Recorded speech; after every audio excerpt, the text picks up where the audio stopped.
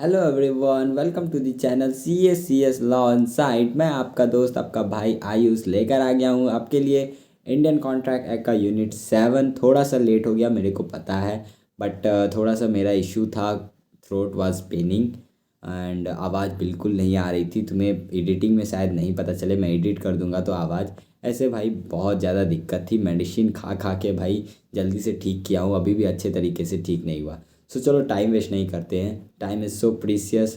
तो अभी हम लोग को करना क्या है, unit 7 is all about two types of contract. एक कॉन्ट्रैक्ट ऑफ इंडेमनिटी एंड दूसरा कॉन्ट्रैक्ट ऑफ गारंटी। अब ये कहाँ मिलेंगे ये नोट्स, तो नीचे टेलीग्राम का लिंक है, वहाँ ज्वाइन करो। वहाँ ये जैसे क्लास अपलोड होगी वहाँ मैं ये नोट्स डाल दूँगा। Sorry. So contract of indemnity होता क्या है, जब कोई आदमी आए तुम्हारे पास और तुम्हें आकर बोले कि भाई देख, तेरे को कोई लॉस होगा, मैं उसका भरपाई करूँगा। इंश्योरेंस का कॉन्ट्रैक्ट यही ना होता है। तुम हेल्थ इंश्योरेंस, जैसे मेरा हेल्थ इंश्योरेंस है, मैं उस पर प्रीमियम भरता हूँ। तो हेल्थ इंश्योरेंस वालों ने क्या कॉन्ट्रैक्ट किया है कि 1 साल के अंदर अंदर अगर कोई भी इंजरी होती है मेरे को, तो जो भी हॉस्पिटल के चार्जेस होंगे वो पे करेंगे। तो उन्होंने क्या मेरे को प्रॉमिस किया है कि मेरे लॉसेस पे वो जो है पैसा देंगे, बदले में मेरे को क्या देना पड़ता है, प्रीमियम। तो कॉन्ट्रैक्ट ऑफ इंडेमनिटी का सबसे बेस्ट अगर कोई एग्जांपल है तो वो इंश्योरेंस कॉन्ट्रैक्ट है। सेक्शन 124 बताता है, एक इंडियन कॉन्ट्रैक्ट में contract by which one party promises to save the other party from any losses. एक पार्टी ने बोला कि तेरे को कोई भी लॉस होगा तो मैं दूंगा उसके पैसे। ठीक है, यहाँ तक क्लियर है। अब देखो पार्टीज कौन कौन होते हैं। जो प्रॉमिस करे उसको इंडेमनीफायर बोलते हैं, यानी जो इंश्योरेंस कंपनी है उसको इंडेमनीफायर बोलेंगे। जिसको प्रॉमिस किया गया है वो इंडेमनीफाइड, यानी मेरा हेल्थ इंश्योरेंस है तो मेरे को इंडेमनीफाइड या इंडेमनिटी होल्डर बोलेंगे। क्या बोलेंगे, इंडेमनिटी होल्डर।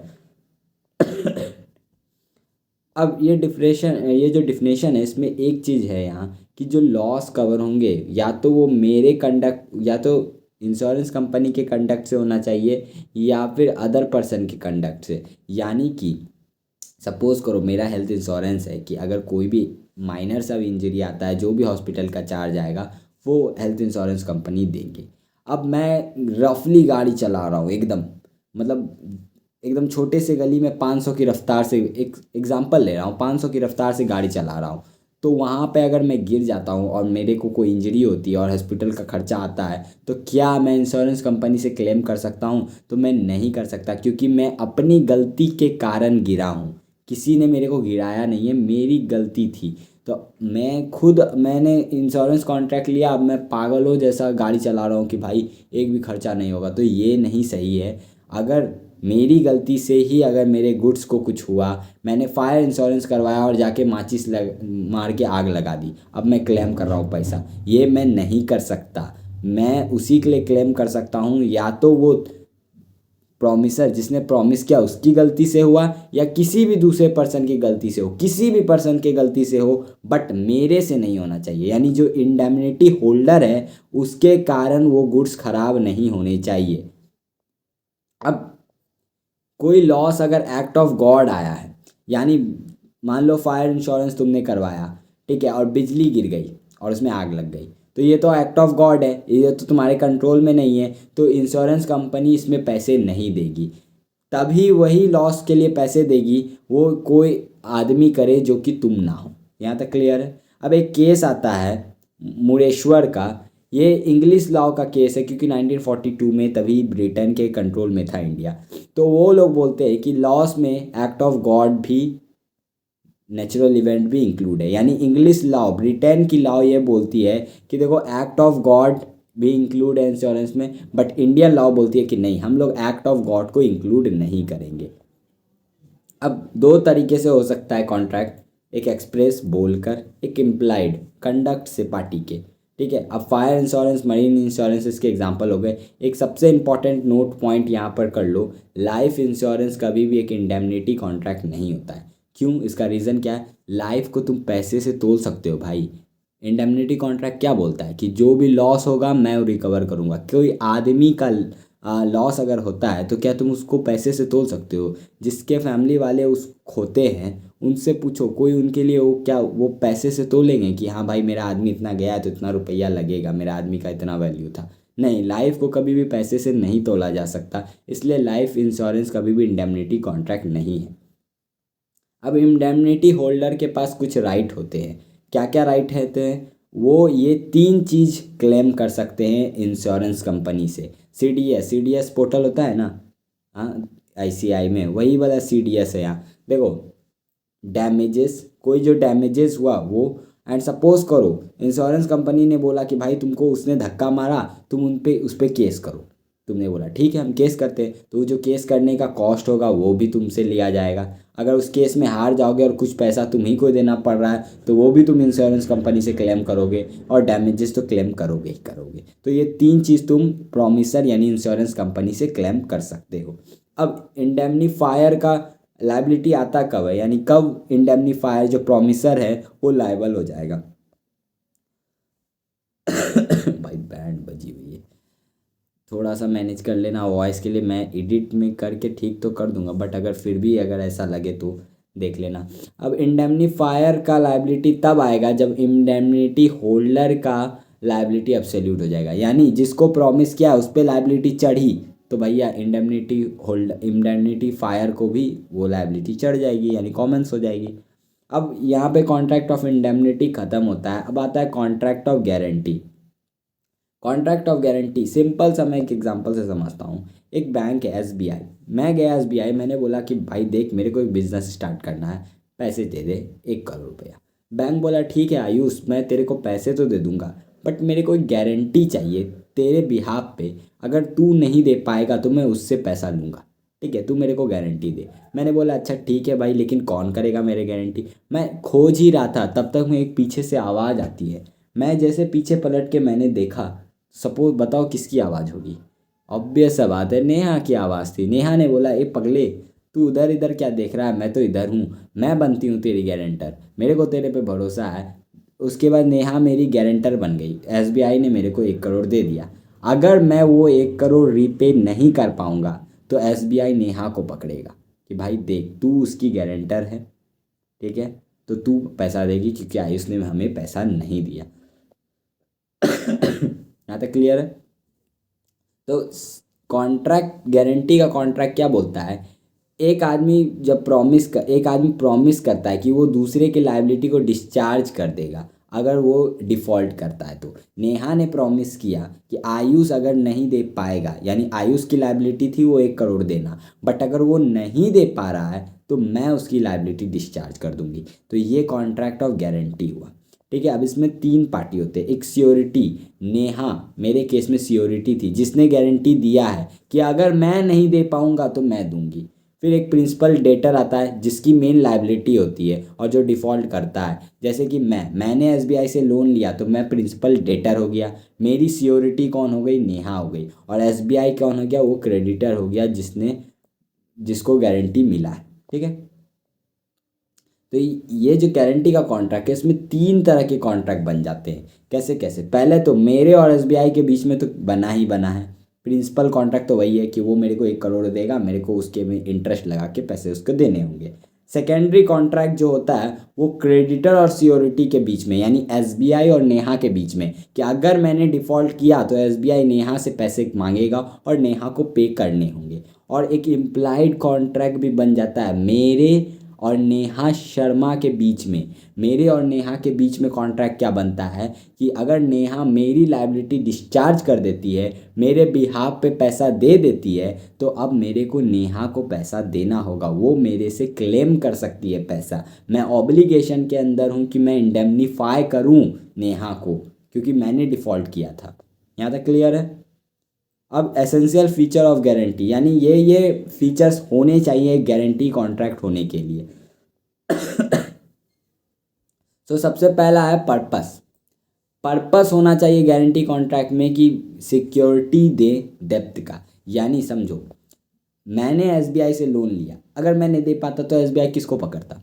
किसी को नहीं पकड़ पाता। बट मेरी गारंटर है, तो भैया एसबीआई के पास एक सिक्योरिटी तो है ऐसे कि भाई अगर मैं नहीं मिला तो मेरी गारंटर को पकड़ा जाएगा। तो एसबीआई तो मेन पर्पस होगा इस कॉन्ट्रैक्ट का सिक्योरिटी देना, सिक्योर होना। ठीक है, फिर कंसिडरेशन, विदाउट कंसिडरेशन ये वैलिड नहीं होगा। ये तो हम लोग यूनिट 2 में भी समझे थे कि बिना कंसिडरेशन के वैलिड नहीं होता है कॉन्ट्रैक्ट। कोई एक सफिशिएंट कंसिडरेशन होना चाहिए सियोरिटी बनने के लिए। अब एक यहाँ इंपॉर्टेंट बात याद रखना, प्रिंसिपल डेटर यानी मैं अगर 18 साल से कम हूँ तो मैं तो इनकम्पिटेंट हूँ कॉन्ट्रैक्ट में, मैं तो इनकम्पिटेंट हूँ। एसबीआई में गया, सपोज करो मेरा एज 17 ईयर्स है एंड मैं एसबीआई में गया, एसबीआई को बोला मेरे को 1 लाख रुपए चाहिए एजुकेशन लोन। एसबीआई ने बोला ठीक है मैं तुम्हें 1 लाख एजुकेशन लोन दूंगा, बट तुम्हें एक गारंटर रखना पड़ेगा। मैं गारंटर किसको लेके गया, मैं गारंटर नेहा को लेकर गया, उसका एज 19 ईयर है। ठीक है, मैं उसको गारंटर लेके गया, तो मैं तो माइनर हूँ। अब एसबीआई मेरे से तो पैसा ले ही नहीं सकता भाई, सिंपल लॉजिक है, क्योंकि any contract with minor incompetent है। बट नेहा कॉम्पिटेंट है तो क्या नेहा से ले सकता है, बिल्कुल ले सकता है। बट यहाँ याद रखना एजुकेशन के लिए मैंने लोन लिया है तो मेरे स्टेट्स लाइबल होंगे। ये मैंने यूनिट 3 में पढ़ाया था, अगर तुम्हें याद नहीं है तो भाई रिवाइज करो फिर से, वो सब भूलो मत। अगर सियोरिटी इनकम्पिटेंट हुआ तब कॉन्ट्रैक्ट वॉइड होगा। यानी मेरा एज अगर 18 से कम हुआ, मैं इनकम्पिटेंट हुआ तो चल सकता है, क्योंकि उससे उसको पकड़ सकते हैं भाई। बट अगर वही इनकम्पिटेंट और मैं भाग गया तो भाई एसबीआई किससे लोन लेगा, तब मतलब किससे पैसा वापस मांगेगा। फिर एग्जिस्टेंस ऑफ लायबिलिटी, यानी लायबिलिटी होना चाहिए, इन्फोर्सिएबल होना चाहिए। कोई टाइम बैरेड डेब्ट के लिए गारंटी नहीं होगा क्योंकि ये इन्फोर्सिएबल ही नहीं है। फिर कोई मिस रिप्रेजेंटेशन और कंसीलमेंट नहीं होना चाहिए, यानी कोई गारंटी नहीं लेना है मिस रिप्रेजेंटेशन पे। यानी सपोज करो मैंने बोला कि ये पेन एल्यूमिनियम से बनी हुई है, ठीक है, ये बोलकर मैंने बेचा, मैंने ये समझो ये पेन बनी है एल्यूमिनियम से, मैंने इसे बोला कि देख भाई ये सिल्वर से बनी हुई है, और कोई दूसरा गारंटी कर लिया, मैंने तुम्हें ये बेचा, बोला ये सिल्वर की बनी है, और तुमने अपने गारंटर लाया, उसको यही पता है कि ये सिल्वर से बनी है बट ये एल्यूमिनियम से बनी हुई थी। तो यहाँ पर जो है मिस रिप्रेजेंटेशन हुआ है, मिस रिप्रेजेंटेशन हुआ है, तो यहाँ पर कॉन्ट्रैक्ट इनवैलिड माना जाएगा और गारंटी सियोरिटी जो है डिस्चार्ज हो जाएगा। अब मान लो कोई कॉन्ट्रैक्ट कंसीलमेंट ऑफ फैक्ट्स है, यानी बातें छुपा कर हुआ है, कुछ बात जो बताना जरूरी था बट मैंने नहीं बताया, वो बात अगर मैंने छुपाई तो उस सिचुएशन में सियोरिटी डिस्चार्ज हो जाएगा। फिर राइटिंग नॉट नेसेसरी, अब भाई ये एक्सप्रेसिवली भी हो सकता है, इम्प्लाइड भी हो सकता है, ओरल भी हो सकता है। Section 144 joining of others co sureties, कभी कभी होता है क्या, एक सियोरिटी बोलता है कि देख भाई मैं सियोरिटी बनने के लिए तैयार हूँ, मैं तेरा गारंटर बनूंगा, बट मैं अकेले नहीं बनूंगा, तेरे को एक दो और पर्सन लाना होगा तब मैं बन जाऊंगा। अगर ऐसा कोई कंडीशन लगा देगा तो वो गारंटर तब बनेगा जब मैं 2-3 और को सियोरिटीज़ लेकर आऊँ, यही सेक्शन 144 बोलता है। ठीक है, अब आता है टाइप्स ऑफ गारंटी, कितने तरह के गारंटी के टाइप गारंटी कॉन्ट्रैक्ट के कितने टाइप होते हैं, तो देखो दो तरह के होते हैं, एक स्पेसिफिक गारंटी और एक कंटिन्यूइंग गारंटी। जब एक डेप्थ के लिए गारंटी किया गया, यानी मैंने एसबीआई से 1 लाख रुपया लिया, उसके लिए गारंटी मैंने नेहा को बनाया गारंटर, तो ये 1 लाख रुपए एक ट्रांजैक्शन है, सिंगल ट्रांजैक्शन, इसके लिए अगर कोई गारंटर बन रहा है तो उसको स्पेसिफिक गारंटी बोलते हैं। एंड कंटिन्यूइंग गारंटी क्या हुआ, सपोज करो तुम्हारा दोस्त तुम्हारे पास आया, बोला भाई अब तो तू सीए बन गया है, अब तो तू सीए बन गया है तो अब भाई मेरे को खिला पिला, तो तुमने बोला खुशी से भाई हाँ मैं सीए बन गया हूँ, तो अब देख ये दुकान है, दुकान वाले के पास गए तुम लोग, तुमने बोला कि देख भाई ये मेरा दोस्त है, इसको जो सामान चाहिए 1 महीने तक में, जो इसको लेने का मन है भाई लेने देना, इसको चुपचाप से दे देना, ये अगर पैसा नहीं दे पाएगा तो मैं पैसा दूंगा। ऐसा तुमने बोल दिया, भाई साहब बोलने के बाद तुम बाद में पछता रहे हो, तुम्हारे दोस्त ने उससे 12 लाख का, समझ लो 12 लाख रुपीज़ का सामान ले लिया, और जब महीने के लास्ट में वो फिर चला गया छोड़ के, फिर जब दुकान वाला तुम्हारे पास आएगा बोलेगा भाई 12 लाख का सामान ले गया है तेरा दोस्त, चुपचाप से पैसे तू देगा क्योंकि वो मिल नहीं रहा है, तो उस सिचुएशन में कंटिन्यूइंग गारंटी है, यानी एक ट्रांजैक्शन नहीं, सीरीज ऑफ ट्रांजैक्शन, महीने में उसने 5 बार सामान खरीदे तो 5 बार का अलग अलग, और अगर स्पेसिफिक गारंटी हुआ तो बस एक ट्रांजैक्शन। समझ में आया यहाँ पर। अब आता है nature and extent of sureties liability. Surety का लायबिलिटी को एक्सटेंसिव है और वो सेकेंडरी होता है नेचर में, यानी सबसे पहले लायबिलिटी प्रिंसिपल डेटर की ही आती है, क्योंकि कॉन्ट्रैक्ट भाई उसका है तो लायबिलिटी भी पहले उसकी ही आनी चाहिए, तो उसकी पहली होती है, सेकेंड श्योरिटी की होती है। फिर जहाँ पर अगर डेटर को बोले कि तुम लायबल नहीं हो तो श्योरिटी भी लायबल नहीं होगा। यानी मैं एसबीआई ने बोला कि देख आयुष, मैं तेरे से पैसा नहीं लूँगा, मैं सीधा नेहा से पैसा लेता हूँ, ठीक है, तू डिस्चार्ज है, तो उस सिचुएशन में नेहा भी डिस्चार्ज हो जाएगी। अगर डेटर को ही डिस्चार्ज कर दोगे तो वो पैसा क्यों देगा भाई, मेन तो काम परफॉर्मेंस हमको करना था। अब क्रेडिटर क्या कर सकता है, डायरेक्ट केस कर सकता है श्योरिटी पे, हाँ कर सकता है, बस कोई कंट्रेरी कोई एग्रीमेंट ना हो। अब ये लाइन क्या है, ये लाइन तुम्हें आगे समझ में आएगा, अभी मैं इसको होल्ड कर रहा हूँ, इसे समझाऊंगा। अभी तुम इतना समझ लो कि मेरे और नेहा पर, मेरा और नेहा के बीच में एक इम्प्लाइड कॉन्ट्रैक्ट है। एसबीआई चाहे तो मेरे पे केस करके पैसे का डिमांड कर सकता है, नहीं तो डायरेक्ट नेहा पर भी जा सकता है केस करने। मेरे पे केस नहीं किया, डायरेक्ट नेहा के पास गया और उस पर केस कर दिया। क्या ऐसा एसबीआई कर सकता है? द आंसर इज यस, कर सकता है, बट इसमें कुछ और पॉइंट्स ऐड होंगे, वो आगे हम लोग इसी चैप्टर में भी समझेंगे। अब डिस्चार्ज ऑफ श्योरिटी, यानी एक श्योरिटी कब डिस्चार्ज हो जाएगा, यानी उसको परफॉर्मेंस करने की ज़रूरत नहीं है। तीन मोड्स हैं, revocation by conduct of the creditor, by invalidation. Revocation, revocation of continuing guarantee by notice. जब तुम्हारे दोस्त ने 12 लाख का ऑलरेडी सामान खरीद लिया है तो भैया तुम क्या बोलोगे दुकान वाले को जाके, भाई ये ले नोटिस, अब उसको कोई भी पैसा देगा तो मैं उसके लिए लायबल नहीं होऊंगा, मैं उसका गारंटर नहीं बनता, भाई वो तो मेरे को लूटा देगा। तो कंटिन्यूइंग गारंटी कभी भी रिवोक कर सकता है श्योरिटी एक नोटिस देकर, लेकिन ये जो रिवोक करेगा वो फ्यूचर ट्रांजैक्शन के लिए, यानी फ्यूचर के लिए, उसके बाद वो लायबल नहीं होगा। नोटिस देने के बाद कोई भी अगर डेप्थ वगैरह लेगा तो वो उसके लिए लायबल नहीं होगा, बट नोटिस से पहले जो 12 लाख रुपए का ऑलरेडी ले चुका है उसके लिए आज भी गारंटर है तुम, ठीक है। फिर आता है revocation of continuing guarantee bye surety days. अब भाई तुम को सदमा लग गया भाई, इतने पैसे का तुम गारंटर बन चुके हो, तुम सीढ़ी पर से चल रहे थे, पैर स्लिप कर गया और टपक गए तुम। उस सिचुएशन में भाई फ्यूचर ट्रांजैक्शन से, जिस दिन से तुम मर गए हो, टपक गए, उस दिन से भैया तुम्हारा लाइबिलिटी हो जाता है ख़त्म। बट जो ट्रांजैक्शन ऑलरेडी हो चुका है यानी 12 लाख का, वो तुम्हारे स्टेट अभी भी उसके लिए लायबल होगा। यहाँ तक क्लियर है। फिर नोवेशन मैंने पिछले यूनिट में पढ़ा था, यूनिट 4 में। नोवेशन यानी कुछ कॉन्ट्रैक्ट में अगर चेंजेस हो गए हैं, नया कॉन्ट्रैक्ट आके दूसरे को रिप्लेस कर रहा है, तो उस सिचुएशन में भाई श्योरिटी डिस्चार्ज हो जाएगा, पुराना कॉन्ट्रैक्ट क्यों ही परफॉर्म करेगा भाई वो। फिर आता है कंडक्ट ऑफ द क्रेडिटर, यानी क्रेडिटर कुछ ऐसा करता है जिससे श्योरिटी डिस्चार्ज हो जाता है। सबसे पहला बाय वेरिएंस इन टर्म्स। मान लो कोई टर्म्स हुआ है, कॉन्ट्रैक्ट बना मेरे और एसबीआई के बीच में, हम और मेरे और एसबीआई ने कॉन्ट्रैक्ट बनने के बाद टर्म्स में वेरिएशन किया, यानी टर्म्स में कुछ चेंजेस किए बिना नेहा से पूछे, तो उस सिचुएशन में नेहा डिस्चार्ज हो जाएगी। यानी एक बार कॉन्ट्रैक्ट बन गया, अगर उसमें कुछ चेंजेस करना है, कुछ टर्म्स ऐड करना है या हटाना है, तो नेहा से भी पूछना होगा। अगर नहीं पूछूंगा तो नेहा डिस्चार्ज हो जाएगी जिस दिन से वेरिएशन हो जाएगा।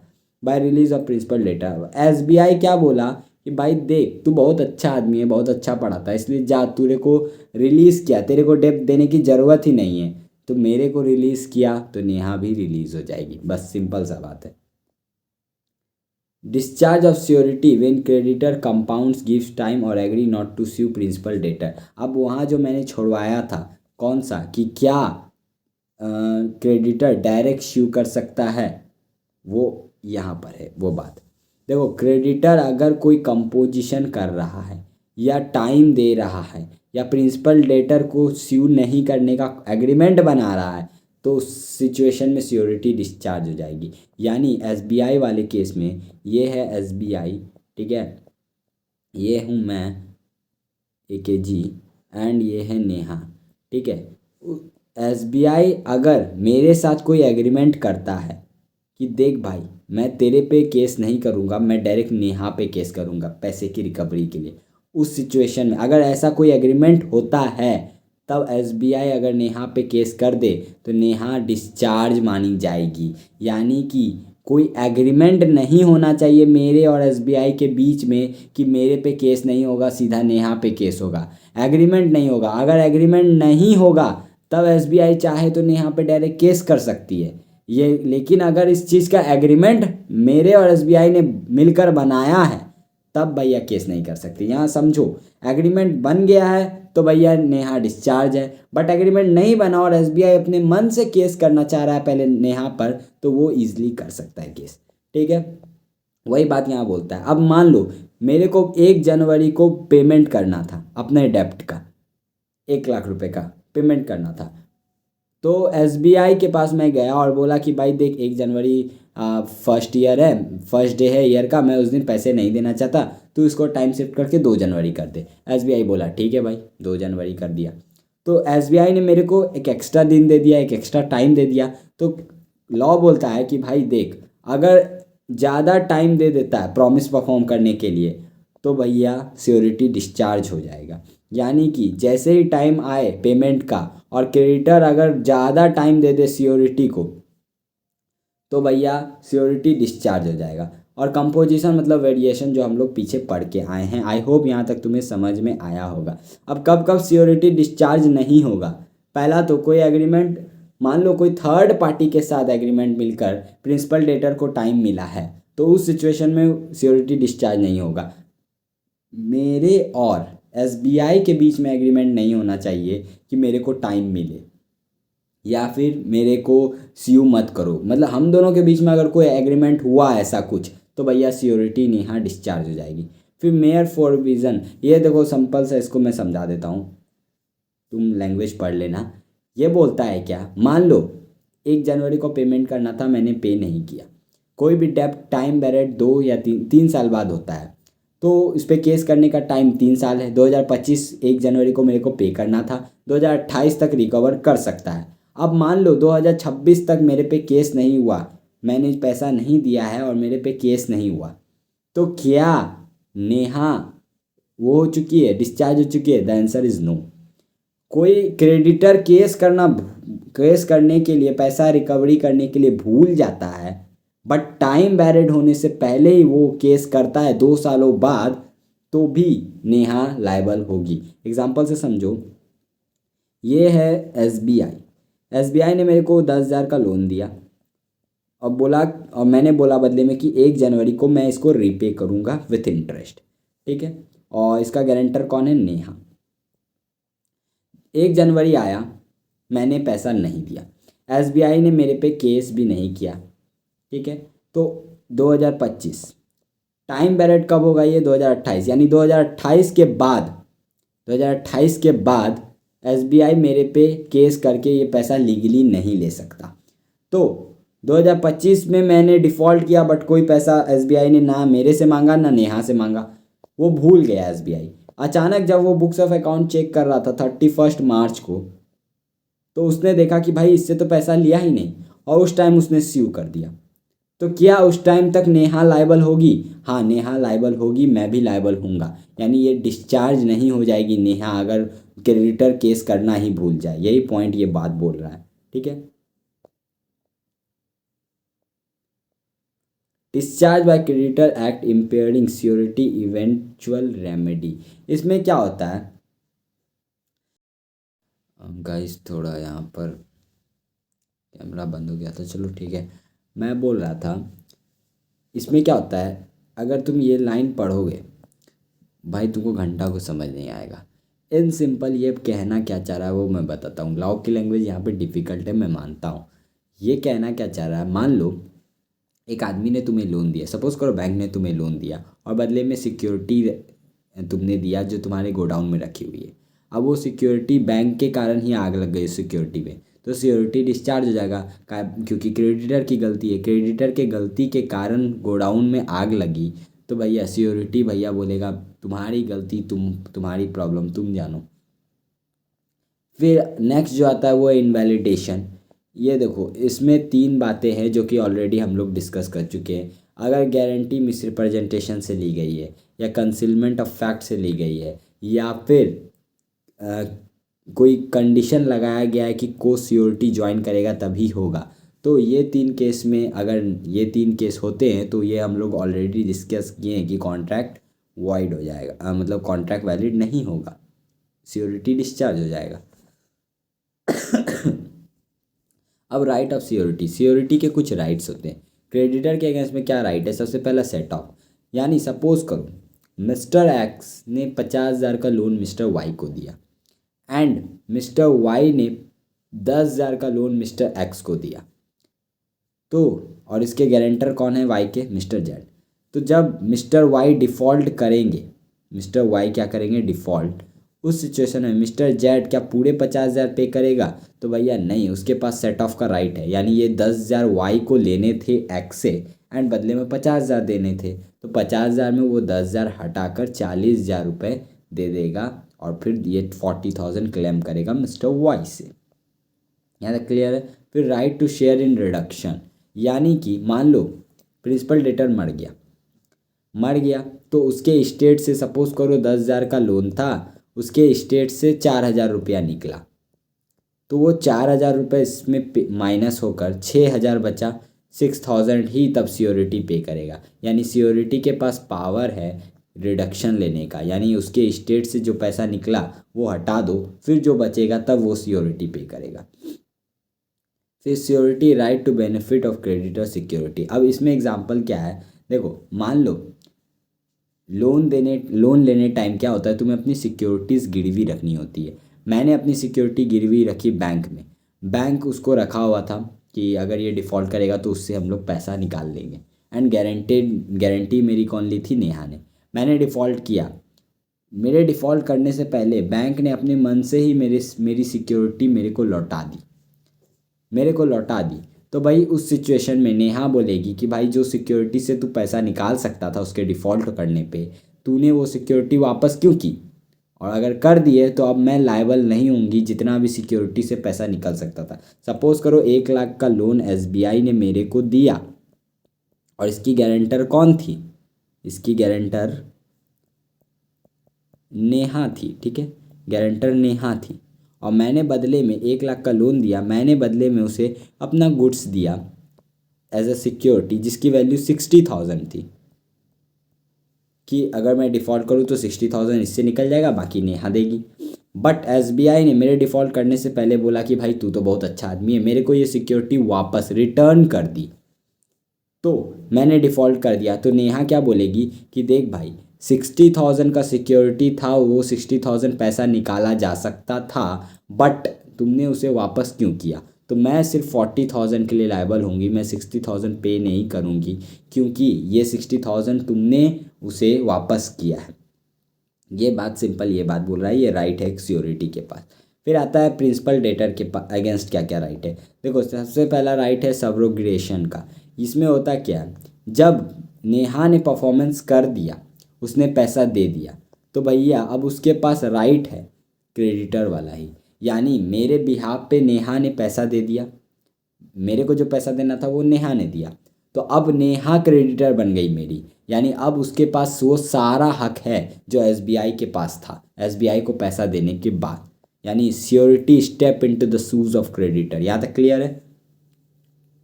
अब आता है implied promise to indemnify surety. ये इम्प्लाइड प्रॉमिस है कि भैया अगर तुम्हारा कोई गारंटी अमाउंट पे किया है तो भैया तुमको उससे वापस इंडेमनीफाई करना होगा, जो राइटफुली उसने पे किया है उसके लिए, तो मेरे को नेहा को वापस पैसा देना पड़ेगा। फिर राइट अगेंस्ट को सियोरिटीज़, यानी एक कॉन्ट्रैक्ट के दो गारंटर हैं, यानी एक कॉन्ट्रैक्ट मेरा AKG, ये एसबीआई ने मेरे को लोन दिया, ठीक है, ये मेरे को लोन दिया एंड इसके दो गारंटर है, एक नेहा एक सरधा। तो अब नेहा का सरधा के अगेंस्ट क्या क्या राइट है वो हम लोग समझेंगे। सबसे पहला, ई surety will liable to contribute equally, यानी अगर 1,00,000 का लोन है तो 50,000 नेहा देगी, 50,000 सरधा देगी इक्वली। बट यहाँ पहला लाइन पढ़ो, अनलेस अदरवाइज अग्रीड अपॉन, अगर एग्रीड नहीं है तो, यानी कुछ एग्रीड नहीं हुआ है कि कौन कितना अमाउंट देगा, मैंने डिफ़ॉल्ट किया, हाफ हाफ बांट दो। बट सेकेंड केस जहाँ पर डिफरेंट सम यानी एक लिमिट सेट है, यानी नेहा ने बोला कि देखो मैं 40,000 रुपीज़ तक मैं पेमेंट कर दूंगी, 1,00,000 का डिफ़ॉल्ट हुआ तो वो 40,000 ही देगी मैक्सिमम लिमिट एंड सरधा को तब 60,000 देना पड़ेगा। यानी अगर कुछ डिसाइडेड हो गया है तो भैया वो होगा। अगर नहीं हुआ है डिसाइडेड तब इक्वली बटेगा। इक्वल कंट्रीब्यूशन तब होगा जब मैक्सिमम लिमिट फिक्स ना हो। अगर मैक्सिमम लिमिट फिक्स है तो उस लिमिट से ज़्यादा आगे जाकर पैसा आप नहीं क्लेम कर सकते। ठीक है, तो बाकी मेंबर्स को देना होगा, बाकी को सियोरिटीज़ को देना होगा। यहाँ पे तुम्हारा यूनिट 7 ख़त्म हो गया। एंड कल यूनिट 8 कल या परसों मैं डाल दूंगा। कल अकाउंट्स के चैप्टर में मैं सोच रहा हूँ पार्टनरशिप डाल दूँ, देखता हूँ जो भी टाइम मिलेगा मैं डाल दूंगा। सो तब तक के लिए पढ़ते रहो and all the best for your examination. Notes Telegram पे मैं डाल देता हूँ।